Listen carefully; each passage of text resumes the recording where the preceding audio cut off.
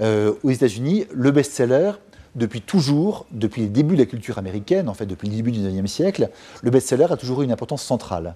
Au fond, aux États-Unis, il y a deux catégories d'auteurs. Il y a ceux qui vendent, qui sont les grands, l'aristocratie de la littérature, et il y a les autres, ceux qui ne vendent pas, qui sont les mauvais, les nuls, les délaissés.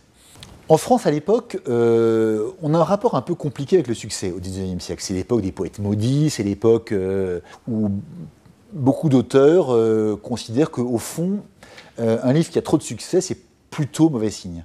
C'est plutôt suspect. Ça veut dire plutôt que c'est un livre raté. C'est l'époque, par exemple, où Stendhal n'arrive absolument pas à vendre ses romans, et Flaubert de même considère et répète très souvent à tous ses correspondants que voilà, un livre qui, sauf exception, sauf miracle pratiquement, un livre qui se vend, c'est un mauvais livre.